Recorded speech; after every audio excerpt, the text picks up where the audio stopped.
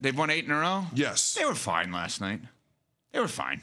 I mean, it wasn't the kind of blowout that I was hoping for. It's the longest winning streak they've had since Tom Brady was there in 2019. I know, but I hold them to a different standard of greatness, and they did what they had to do against a team that actually played hard.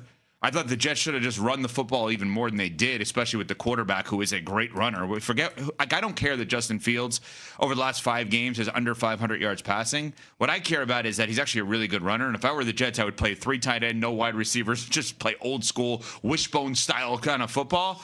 But my expectations for the New England Patriots are so stupidly and absurdly high that a 13-point win, it's just, they were fine. Hold on. When did this change? Correct. You guys won 4 games last year. You won 4 games last year, and you said you're not ready to put them in the Super Bowl contenders bucket. After October, Smalls and I were fully on board with the New England Patriots, yes. and we said this team could actually win a division. The moment for us, the watershed moment for Drake Maye, was winning on the road against the Bills. Yes. When we saw that moment, we were like, oh, wait a minute, this looks different. Right. Drake Maye looks different. The confidence, the swag that he has, and how that permeates through the offense and the team. Right. This is different. It's not beating Carolina and Miami. You hesitated to get fully on board. Yep. And now you're saying your expectations have superseded ours? Yeah, so what happened is I went from... Make it make sense, Cece. I don't know. I'm going to tell you something. I'm going to tell you exactly what it is. I'm confused. I was late to the party because I was nervous about, is this going to fall apart, whatever. And then they started to get good. And now I've reverted back to the Belichick and Brady version of them in my head of like, okay, winning by 13 at home is not enough. Even though there's no connective tissue really between the two. Well, I mean, there's a lot, but I understand what you're saying. No, but you know what I'm saying. Yeah. There's no Brady, there's no Belichick.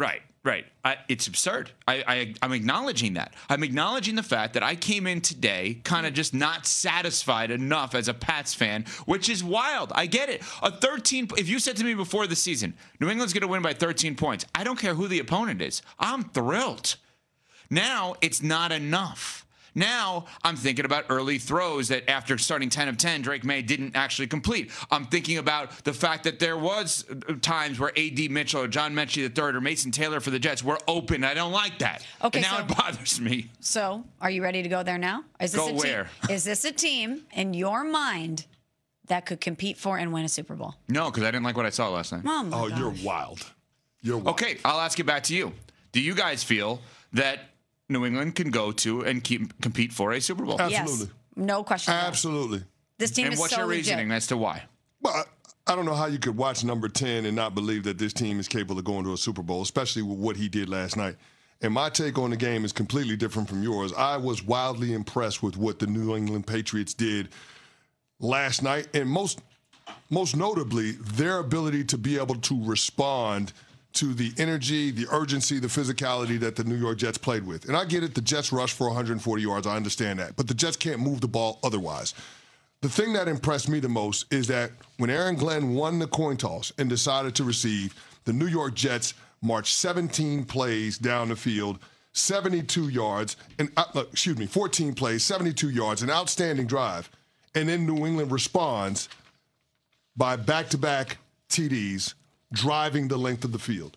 And Drake Maye was awesome during that stretch. His playmaking, his poise in the pocket. You know what? He reminds me a lot of the previous quarterback in New England in terms of his ability to be able to manipulate the pocket, because snap after snap after snap, when this dude dropped back to pass, he stepped up and away from edge, pass rush, pressure. He was able to diagnose the defense. A lot of the times the New York Jets were taking away his number one read. It didn't matter. He was able to wait and find the open receiver. He's got a clock in his head, but he's never sped up by the defense. And to me, a second-year quarterback shouldn't have that level of calm. He just shouldn't. But this dude does. And maybe the best play that Drake made yesterday was an incomplete pass to Mac Hollins in the fourth quarter. Oh, my God, I couldn't believe he dropped that. Third and 15, this dude uncorks it from the 27-yard line, the minus 27-yard line, to the plus 15. Boys and girls, that's 58 air yards on a rope. Just a straight dime.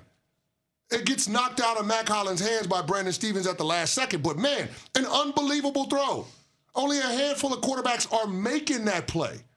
But he was just unbelievable. He would take off. He would scramble. Just when you think he'd run, finds Steph Diggs on the sideline, picks up a first down on a completion. It's those types of impromptu plays coupled with the fact that this dude can operate on schedule that makes this New England Patriots offense and this team overall one of the most viable threats to get to the Super Bowl out of the AFC. There's a lot of tentacles off of everything that you just said, but my mind immediately goes to Buffalo. My mind immediately goes to the Buffalo Bills. And I know that that's a completely separate conversation. But if we're talking about Drake Maye having this level of poise, this level of production, this level of accuracy at this stage in his career, we're talking about the New England Patriots sitting there at 9-2 with a favorable schedule moving forward. And everything that you hear from them, Evan, after these games is very Patriots-like. It's about the team. It's about how they don't feel undermatched. It's about how they know how prepared they're going to be going into every game week to week. It feels like the Patriot way. And if you're Buffalo, are you not sitting here being like, oh, boy, we had our little window there. Did we not capitalize on this? Because New England is here, and it feels like they are here to stay. Yeah, I mean, it's the Patriot way with a smile. That's what it is. It's the Patriot way with a smile. That Vrabel is not Belichick in any way, shape, or form. And that's not an insult towards Vrabel nor Belichick. That's not the person he is. Mike Vrabel was a great player at Ohio State, drafted by the Steelers and Bill Cowher, and then comes into the league and then goes to the he was one of the great players of his era. Not Hall of Fame, but one of the great players of his era. That's not comparable to Belichick nor Parcells, he feels a little influence on both of them. But what he is he took the best version of the decade that he was there, whatever it is, made it his with a smile. Because these guys love playing with each other. I think that Steph Diggs has been phenomenal for them. I can't believe how good Steph Diggs yesterday. Yes, it was a big day and maybe tomorrow and the next day after that with the amount of kids that he's having. Anyway, you didn't pick up on what I was doing there? I'm waiting for you. I'm like, what is your problem here? No, what did I do to you? So anyway. Well done, sir. You guys having kids at the same time?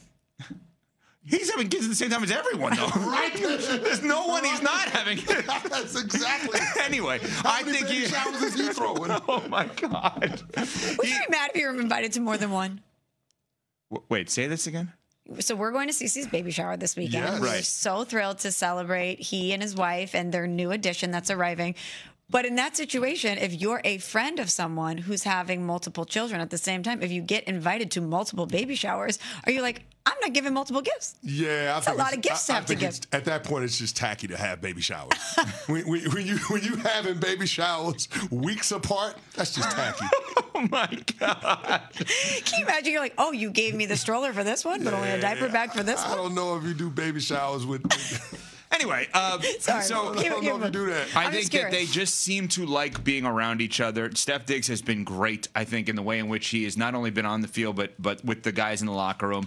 You know, Vrabel's funny in that what was the greatest thing for him last night? The push in the end zone. He loves that. He loved when they pushed Travion Henderson in the end zone because it was a team effort by the big guys, the linemen. And you just look at this team. They're well coached. Every which way you look, 4 former head coaches on the roster in addition to the current head coach, which is Vrabel. They have a great quarterback. And by the way, they were banged up last night. No Ramondre Stevenson. No Ramondre, no Kayshon Boutte. Mm-hmm. Like they're 2 of their best offensive players didn't even play last night. And oh, by the way, the rookie running back, Travion Henderson, had 3 touchdowns. And everyone talks about how fast he is. I got to tell you, I don't care about that. You know what I care about? How smart that young man is. Vrabel found the guy that understands football inside and out. And I think, to me, that's what you look at with this team is when you say the Patriot way is kind of back, I think in a roundabout way, Smalls, what you're saying is they're really smart. Exactly. I'm saying that they are a really smart football team that's very steady and consistent. They're well coached. They're not a team that you really look at that's going to beat each other. And you're looking at a quarterback-head coach combo that the rest of the NFL should be afraid of. That, to me, has major tentacles from the Patriot way. Yeah, no question about that. The Patriots have a 76% chance of winning the AFC East. 76% chance. Man. That is incredible. Are you ready to say you'll be disappointed if they're not the 1 seed? Right now, the only teams that have a better chance of being able to win their division, the Colts, the Bucks, and the Eagles. Man. The Eagles are a short thing at this point. But here's the thing. When you look at the Patriots' schedule, you got the mini bye week right now. You're on the road against the Cincinnati Bengals. We'll see what happens, who's playing quarterback for them, likely Joe Flacco. Then you're home against the New York Giants. Bye week, and the late bye is gold. Then you've got the Bills on the road against the Ravens, Jets, and then finishing off at home against the Miami Dolphins. I don't see how the Patriots don't get to 13 wins.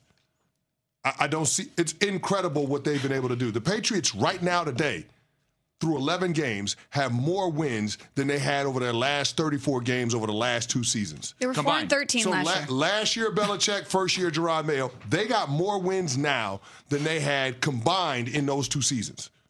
Man. And they still Great job, Titans. And they still got Thanks for Vrabel. 6 games to go. And we feel very